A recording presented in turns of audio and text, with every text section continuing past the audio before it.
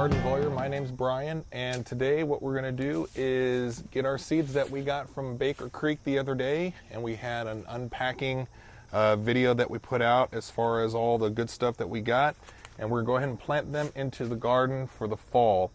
It's a good time to do it today because we're supposed to get some rain the next 2 or 3 days, and the weather's a little bit cooler.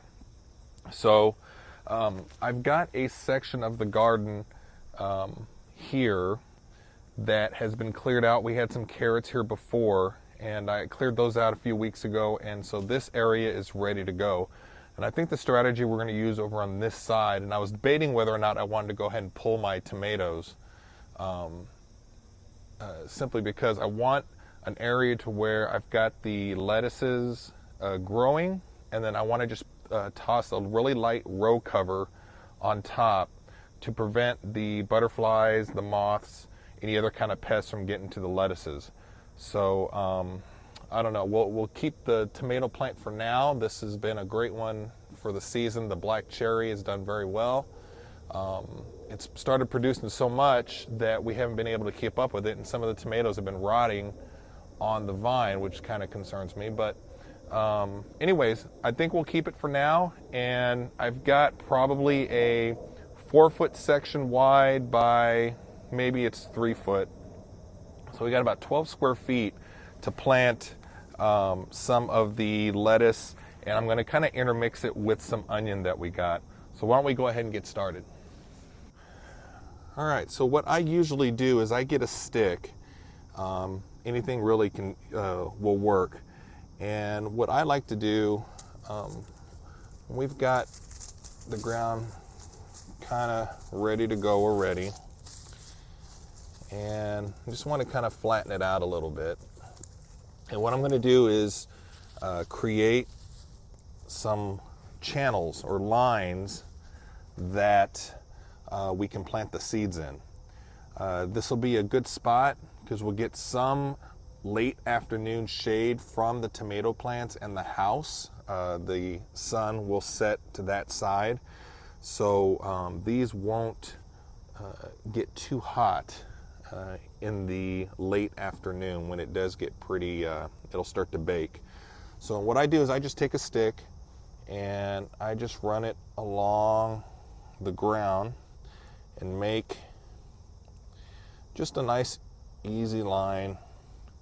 And that way, as the plants grow, I know anything that's growing in a line is part of my plants, and anything outside of it is probably a weed. And then I can just pull those. So why don't we go ahead and start with, I got so many good things here. I've got some lettuce here. Beautiful red color, and we're going to do that on this first row. So I'm just going to kind of cut the top off, and I'm real excited about using these seeds from Baker Creek, which is rareseeds.com, I believe, and they weren't too expensive. I think when we did the unwrapping episode, maybe $2.50, $3 a package. And all organic. And what I do is I simply just take a pinch and I sprinkle it within that channel. And again, the good thing is we're going to get some rain the next few days, so that'll keep the soil nice and moist, which is a good thing. That's good. And don't worry about overseeding. This is all stuff, again, that I've learned myself from watching a lot of YouTube videos and reading a lot of things online, that you want to kind of overseed your area, and then as they start to germinate and sprout and you'll see them come up, that's when you'll want to go in and start to thin them out. And we did that earlier in the spring, our first time around with the raised garden beds, and it went great. So it's kind of hard to thin them out, to pull those little things out, but it's something that you have to do to to let them grow. Because if they get too crowded, then nobody does very well. And then what I do for now is I just kind of put this on the side there so I know that that's the line that has my lettuce. And then you just kind of go and just lightly cover it up in the line, and you can kind of see that there. Good. And we'll just keep doing that. Where did my stick go? Okay, so I'm going to take that, and I'll probably go, I don't know, maybe a good about 6 inches or so, and then do another line. And what I'm going to try to do here is we're going to alternate rows between lettuce and onions. And so what I want to do with the onions is, from what I've read, and we're having problems with the caterpillars and stuff, that the onions will sometimes mask the scent of the lettuces or any of the vegetables that you're wanting to plant to keep away from the pests. So we're going to plant the onions in between, and we'll give that a try. It's kind of a learning experience each time I'm out. So the onion that I'm doing is the Tokyo onion. Nice little green onion, scallions, whatever you call it. Again, I'm just gonna put some in my hand, and then we're gonna go in each line here, just kind of overseed a little bit.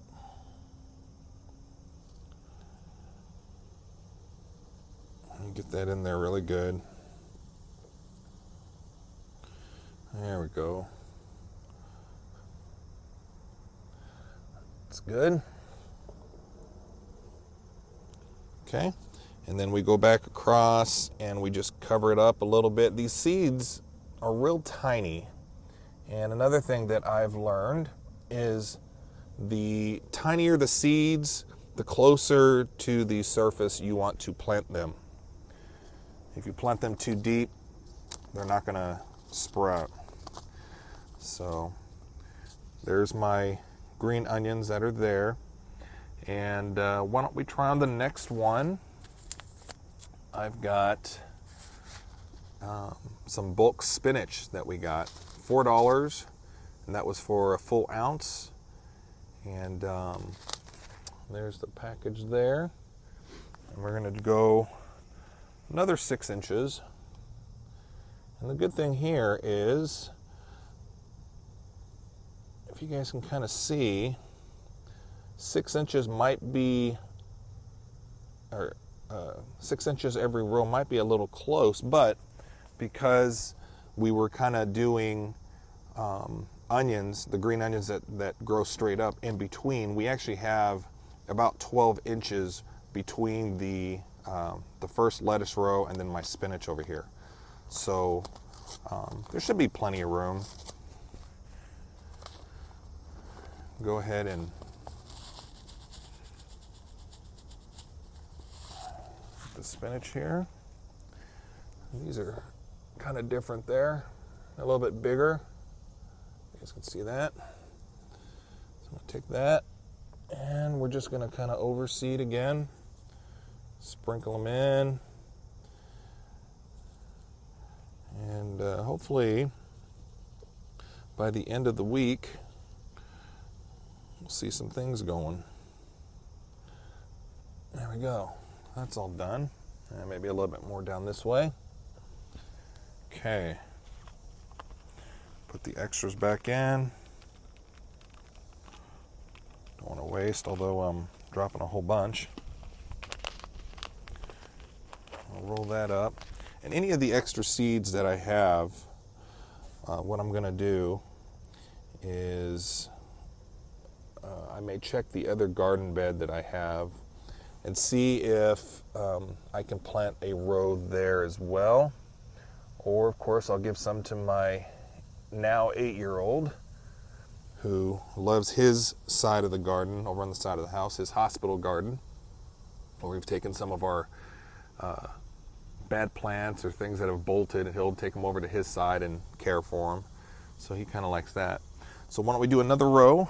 So right now we've got lettuce, onions, spinach. Let's do another row of onion. Get a little trench, a little channel going.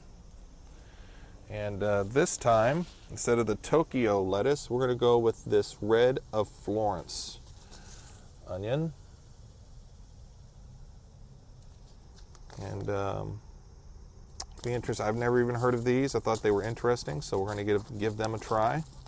It's always kind of neat. You have your own garden, and you try a few things that come recommended that grow great in your area, and then give some other things a try.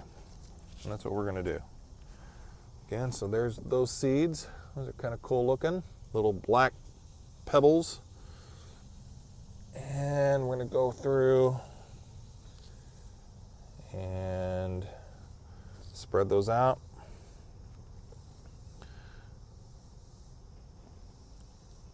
That's good there. And our lettuce this spring did really well here.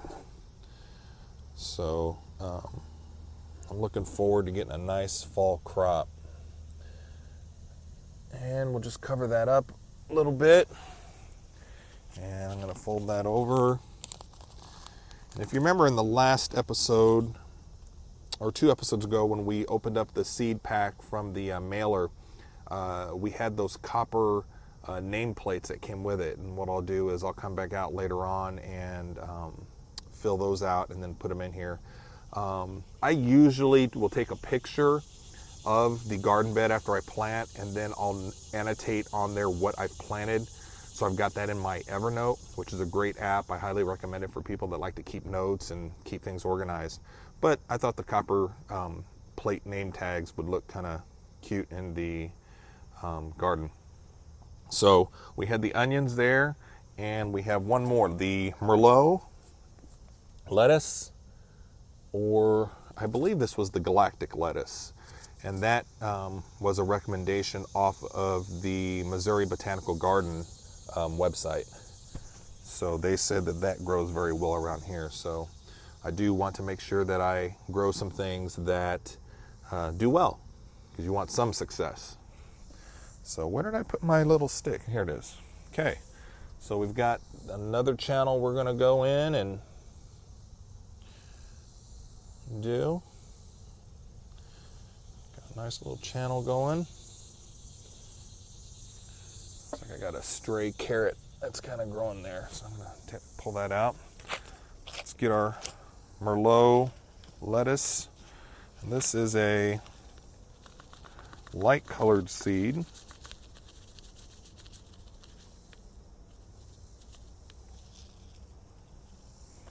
guys can kind of see that.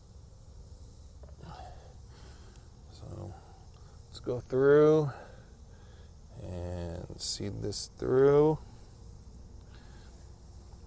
And when I get done here, what I'll probably end up doing is, excuse me, I'm going to spray these down and get the topsoil wet, and then I'll come back in with some of my mixture blend of the kelp and some of the Epsom salt, and just kind of top dress a little bit on the top to kind of help these guys get going. There's a little bit of sulfur in that mix also, but it kind of just helps things kind of grow, and go from there. There we go. So now we've got, let me fold that over before I forget what everything is. Get that here, and then why don't we do one more row, because I think I can squeeze in another row, and then I have my carrots that are here, and then the Egyptian spinach, which is just doing so well in the garden. So why don't we go ahead and do one more row. Just come across. There we go. Looks good.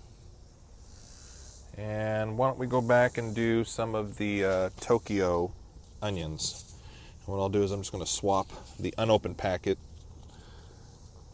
put that over as the place marker, and then we'll use the rest of the packet we opened earlier. And then we'll just go ahead and seed that up. Spread that in there. It's good. All right, got that in there. Looks good. Put the rest back in. Hopefully don't waste too much. And a few stray. I may have some vegetables growing outside of my garden. So I'm going to leave the packet there. And we've got a couple things left over, which I'll find a space for those. Another packet of the red of Florence onion. And then I've got some red romaine that I definitely want to get planted.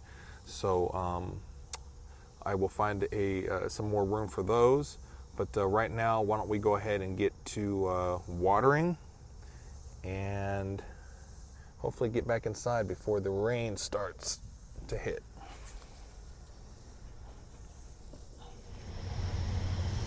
All right, let's go ahead and get some water going, which looks like I got a kink in the hose, so hold on. All right, I'm back. So that's another tip for me. When you're out buying your supplies for your garden, go ahead and spend the extra $10, $15 and get yourself a very nice kink-free hose. I thought I was buying some really nice ones that were on sale at Home Depot, and as with just about anything, you get what you pay for. These things kink all the time. It's kind of frustrating. So give them a good soak. I think that's ready to go, and we'll come back in a few days and check on these guys, and I'll give you an update. So thanks for stopping by, guys, and we'll see you next episode.